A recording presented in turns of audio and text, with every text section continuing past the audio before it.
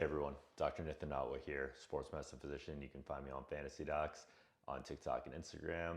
Hopefully you saw my top 50 wide receiver injury evaluation, and that's what brought you here to my top 50 running back injury evaluation. I'm going to try and add in some more graphics, hopefully find it interesting. I welcome all the feedback and appreciate all of you watching. Let's start off nice and easy with Bijan Robinson.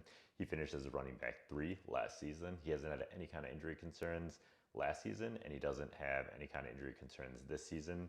Should take another step forward, and I don't have really any injury concerns with him, so I would take him at the second overall pick right behind Jamar Chase. Right after that, upcoming, we have Saquon Barkley. And I love Saquon Barkley. I know people have some concerns about him just because he had so many carries last season, but he was the RB1 last season. He didn't have any kind of injury concerns. Even with the intense load that he's had, I think his frame is solid enough that he can just rack up carries for another couple seasons without any kind of significantly increased injury risk. So right there, if Bijan's gone, I would be going Saquon Barkley. The problem with Saquon that some people get worried about is his injury history because he had quite a bit of injuries before last season. So 2023, he had an ankle sprain. 2022, he had a neck stinger. 2020, he had an ACL tear.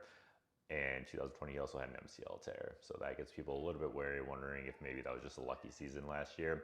I think Philly's utilizing him much differently. So that's another reason why I would still be confident taking Saquon because he's still in that Philly offense. Still has Jalen Hurts to take some of the pressure off of him rushing wise, so I think we'll be good there. Next up, we have Jahmyr Gibbs, who's my Lions fan. Lions, I hope that he does really well.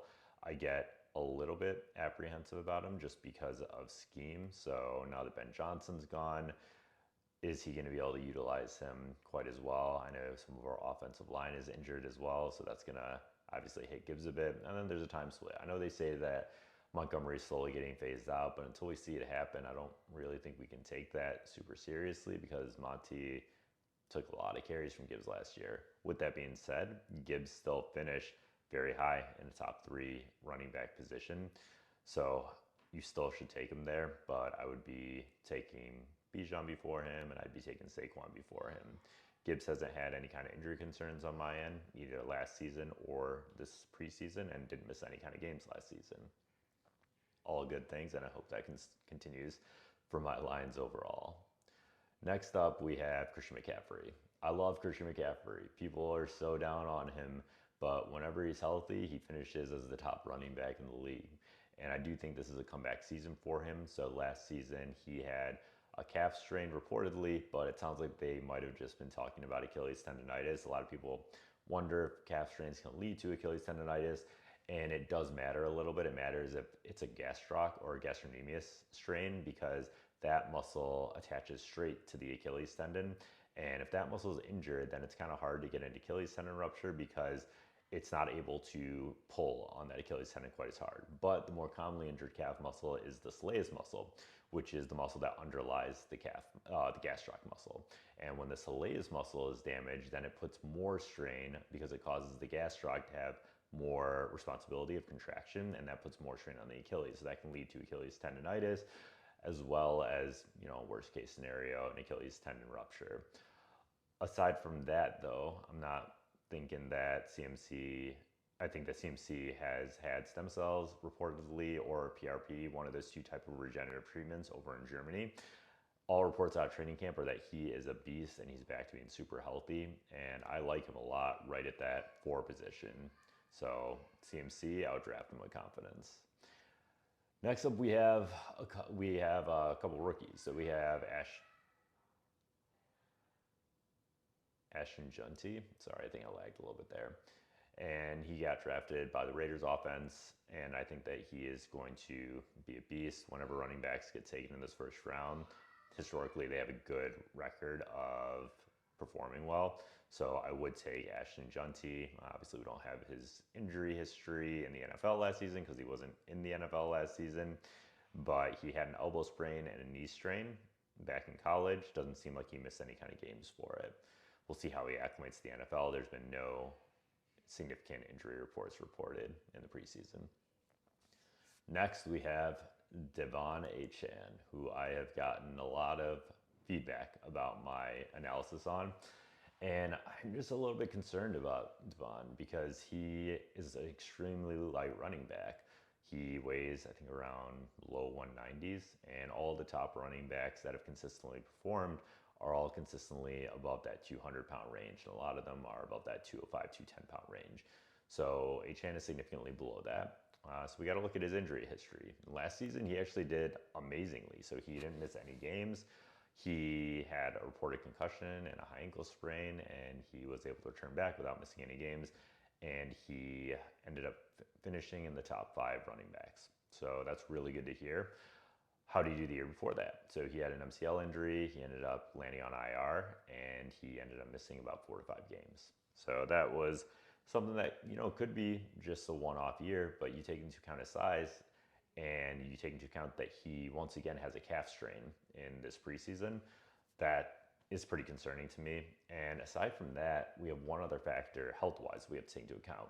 So we have to take into account his quarterback, because the games that Tua wasn't playing last year, HN did very poorly in. And Tua has a pretty significant concussion history. So if he gets a concussion, he's not going to be one of those players that's able to return back within a week just purely because of optics.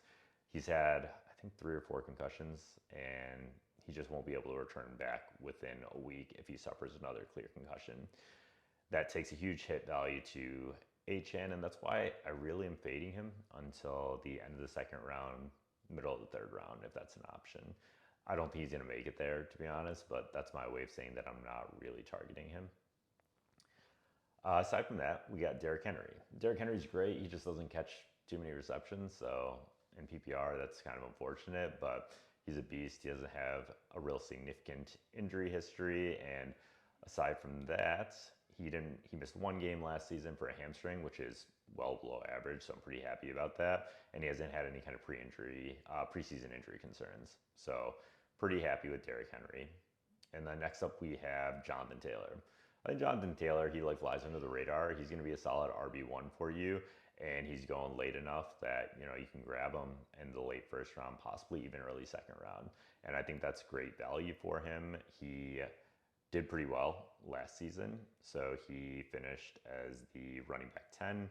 However, he did miss 3 games for a high ankle sprain. So no significant injury concerns in this preseason right now, although he has had multiple high ankle sprains. So if he ends up having a similar ankle issue, then we got to be a little bit more worried about that.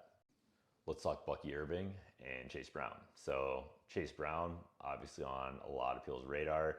He's been going in the 3rd round. I don't know if he's still going there because everyone seems to be saying that he's the value of the 3rd round, but I like hitting that smash button on him for drafting anywhere after the late 2nd. So if he's there in the late 2nd and you're not going to be picking again for a while, you don't have a running back, Chase Brown's your guy in that Bengals offense. He's about to be the running back 1, barring any kind of unforeseen injury.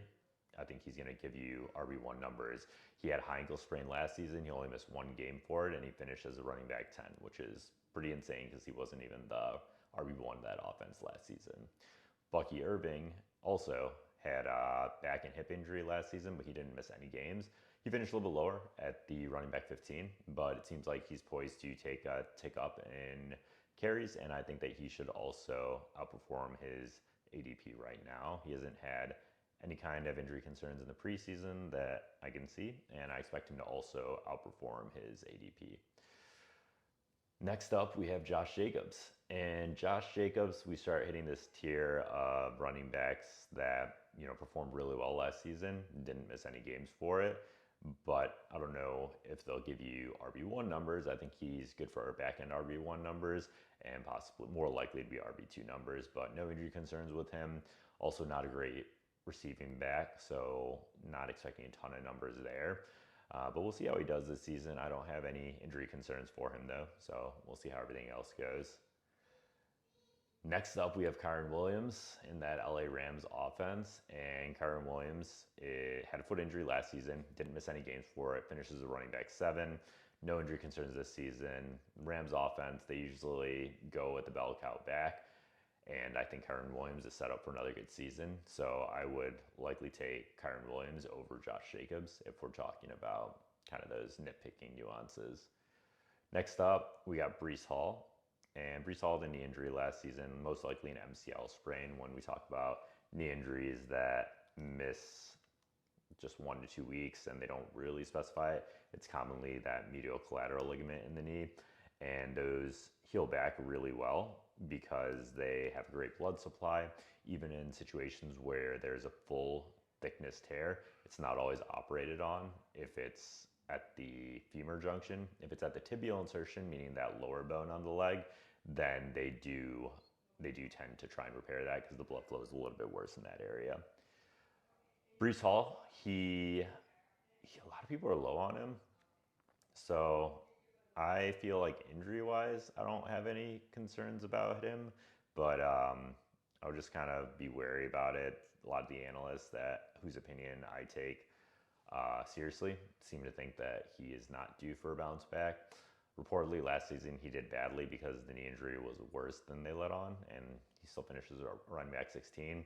So it kind of all just depends on who's in that area. If you really need a running back and you're not going to be picking for a while, and there's not really any other of these other running backs I talked about before that around, then I would go for Brees Hall. And also, I'm about to talk about Kenneth Walker next. I would take Kenneth Walker over Brees Hall, and I would also take James Cook over Brees Hall in terms of running backs that are coming back after this. So let's move on to Kenneth Walker. He has a plethora of injuries that have come up with him over the past couple seasons. Just last season, he had an oblique injury, he had a calf injury, he had an ankle injury. He missed about 5 games, and this preseason, he has a foot injury. So you're probably wondering why I'm saying to take this guy over Brees Hall. And I do have a mild injury concern for Kenneth Walker. He does have a history of soft tissue injuries, but he has a pretty clear handcuff. So if you take Kenneth Walker, you have to take Zach Charbonnet, and you're pretty much assured that even if Kenneth Walker's out, you'll at least have a back-end RB2 going. And also, Kenneth Walker, when he's on the field, he's a home run threat. He can take it to the house on any given play. And he does have some foot soreness right now. They seem to be managing it appropriately with just holding him out of specific practices. But I do think that Kenneth Walker is a great running back who has the ability to finish top 5 if he stays healthy. And that's something I don't think is true of Brees Hall. James Cook, I did have some concerns about earlier this season, mainly because he hadn't signed a contract, but he signed a contract, so he's pretty stable there. He missed 1 game last season for turf toe, which is well under the average for that, and he ended up finishing as a running back 9. With signing a new contract and not having any kind of injury concerns this season, I think that you have a pretty solid running back in James Cook. I wouldn't be overly worried about injury concerns for him. Omarion Hampton. Dude, so Omarion Hampton is rising up the ranks because Najee Harris just keeps on missing time, and there's reports that he's going to start the season on the NFI list, meaning that he would miss the first 4 games, and that would give Omarion Hampton quite a chance to show what's his stuff. Jim Harbaugh said that it is going to be a split backfield regardless of whether Najee's back or not, but I mean, Omarion Hampton, if he can show that he is the guy to carry the ball, I would imagine that they would give him more carries. Najee will come back at some point, and that will eat into his carries. But Omarion Hampton's a good bet to draft. I would say draft him as if you're drafting like a high upside flex. Don't draft him in the range that you would draft a known high upside RB2. Aside from that, next up we have Chuba Howard. Love that name. So Chuba Howard had a calf strain last season. He ended up missing 3 games, and it's kind of concerning injury-wise. Soft tissue injury. He missed above average time. Average time misses 2 games. He doesn't have any kind of injury concerns this season, and he is supposed to be the RB1, so reasonable to draft in that range. Let's talk about Travion Henderson. He's been blowing up the draft board just because he keeps on scoring, and he hasn't had any injury concerns either last season when he was in college or this season in the preseason. So overall, it seems like he's a good back to draft in the range that he's going. I don't have any kind of injury concerns for him, so I'm going to shift over to Alvin Kamara. Alvin Kamara also, he only had a groin strain last season, but the problem was it happened at the end of the season, and he missed the last game of the season. So that's an issue because if you're in the playoffs and you're relying on your running back who's carrying your team to do something and he doesn't play, that's the one thing you have to keep in mind. But Kamara hasn't had any kind of injury concerns this preseason. you can't really let those one-offs affect your drafting too much. If he's there, then I would take him. I think that his RB rank of 14 is pretty reasonable, so I'll go there.